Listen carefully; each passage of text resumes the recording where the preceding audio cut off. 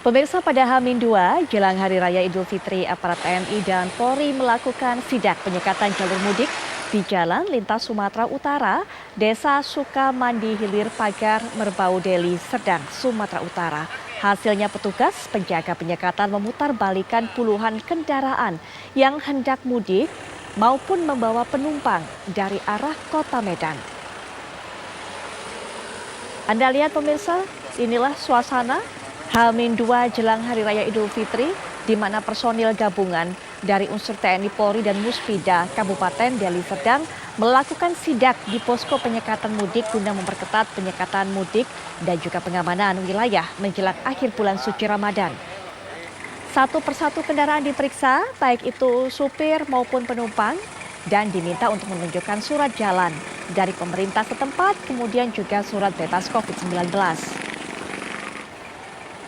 Hasilnya puluhan kendaraan baik roda 2 maupun mobil yang membawa penumpang dari arah kota Medan menuju Kabupaten Serdang Bedagai diputarbalikkan oleh petugas penyekatan di posko penyekatan jalur mudik. Dari data yang ada, kurang lebih sebanyak 749 kendaraan sudah diputarbalikkan personil penyekatan di posko pengamanan dan mulai tanggal 6 Mei kemarin hingga hari ini. Khusus untuk pelaksanaan malam takbiran, esok Polresta Deli Serdang akan melaksanakan patroli skala besar sebagai upaya untuk menjaga kondusivitas Kamtibmas dan juga pencegahan dari penyebaran COVID-19.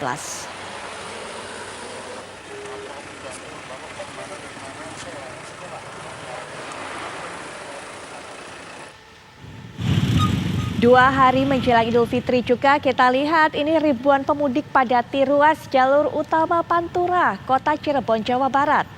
Pemudik didominasi oleh kendaraan roda 2. Ribuan pemudik ini melenggang bebas di ruas jalur utama Pantura, Bypass Pemuda, Kota Cirebon. Pemudik asal Jakarta menuju Jawa Tengah lolos dari penyekatan di sepanjang Bekasi hingga Subang. 2 hari menjelang Hari Raya, volume pemudik motor di Pantura Cirebon meningkat tajam. Mereka berjalan secara berkonvoi. Bahkan membludaknya volume kendaraan membuat pemudik motor menyemut di sejumlah persimpangan. Sementara upaya penyekatan yang dilakukan oleh petugas, terutama petugas gabungan di berbagai daerah ini rupanya juga belum mampu membendung mobilisasi pemudik.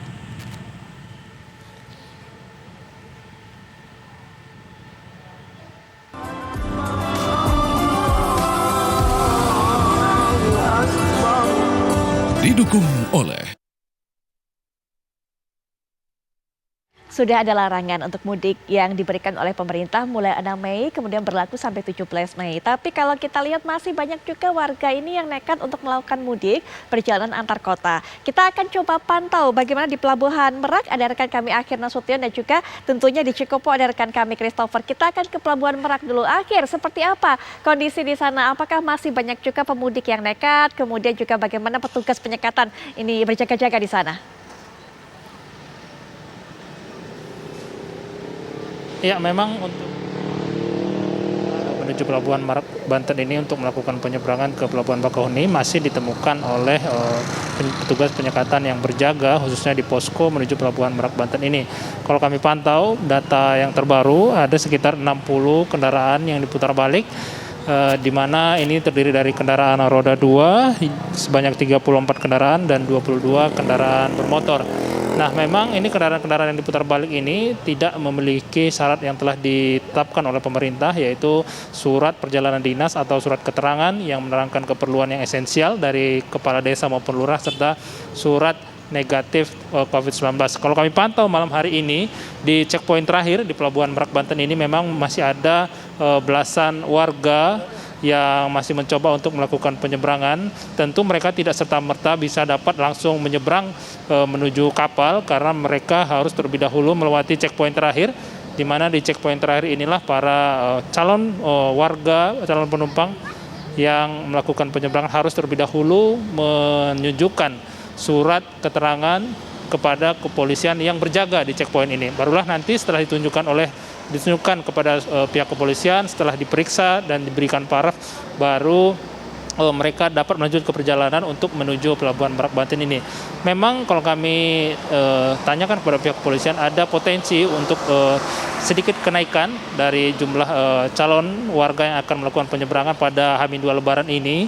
Hal ini diantisipasi oleh petugas kepolisian dengan menambahkan jumlah personil yang berjaga di titik-titik pos penyekatan, baik itu di pos penyekatan Pelabuhan Merak, di pintu tol Merak, dan juga pos penyekatan jalur arteri di pos Gerem 2 untuk antisipasi, karena di wilayah Cilegon sendiri ini mulai hari ini dan besok sudah ada beberapa pabrik yang mulai libur. Tentu mereka mungkin sebagian ada yang berasal dari wilayah Sumatera, baik itu dari Lampung dan juga dari Palembang. Nah, memang itu pantauan kami, kalau jumlah naik yang signifikan memang belum ada dari Pelabuhan Merak Banten ini, masih normal seperti biasa. Untuk operasional kapal juga tetap sama, ada 3 dermaga, 3, 5, dan dermaga eksekutif yaitu dermaga 6.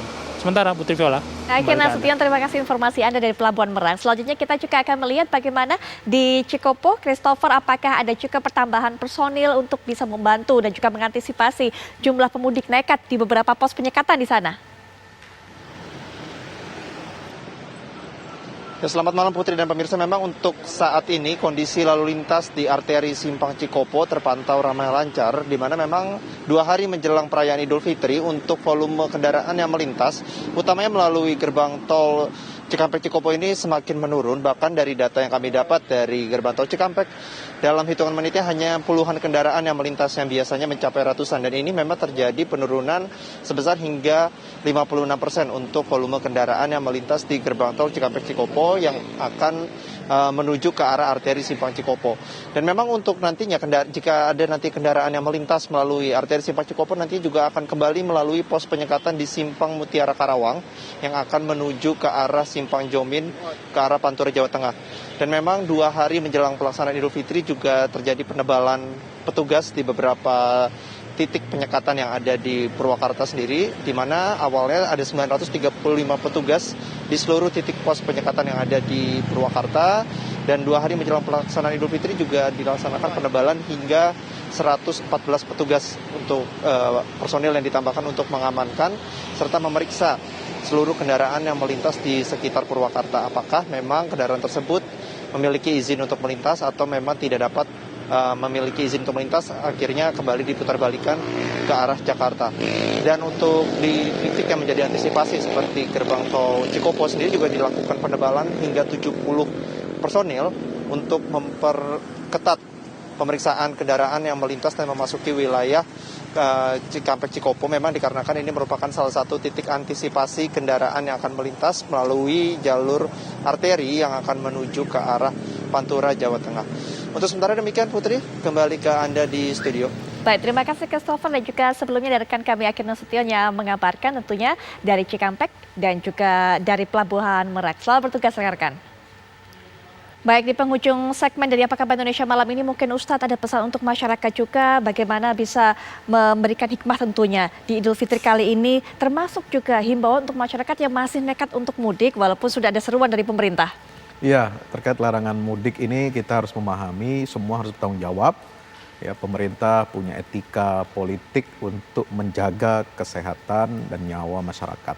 Masyarakat juga harus ikut ya himbauan daripada pemerintah ini, karena itu adalah untuk kepentingan bersama. Bukan, jangan dilihat larangannya, tetapi maslahatnya jangka panjang. Itu yang pertama. Yang kedua, setelah Ramadan ini apa?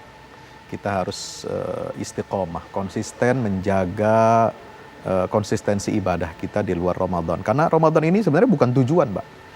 Ramadan itu sebagai alat, sarana. Kita dididik untuk menjadi insan yang bertakwa. Pembuktiannya bagaimana kita bisa bertakwa kepada Allah itu ketika selesai Ramadan. Apakah kita mau tetap mentaati perintah Allah, protokol Allah kita jaga, larangannya kita jauhi, perintahnya kita jalankan. Nah, itu nanti semua akan bisa dibuktikan nanti setelah Ramadan. Kalau kita bisa jaga ritme ibadah, kemudian ketaatan kita kepada aturan Allah itu di luar Ramadan, artinya kita sukses dalam ibadah Ramadan. Itulah yang dipesankan Allah dalam surat Fussilat ayat 30, surat Al-Jin ayat 16, surat Al-Ahqaf ayat 13 tentang istiqomah. Baik, semoga kita bisa istiqomah, Ustaz. Semoga kita juga bisa mendapatkan yang terbaik dalam Ramadan kali ini. Mudah-mudahan semuanya diampuni dosanya oleh Allah Subhanahu wa taala. Amin ya rabbal alamin. Kembali kepada fitrah. Ya, Ustaz, terima kasih kehadirannya.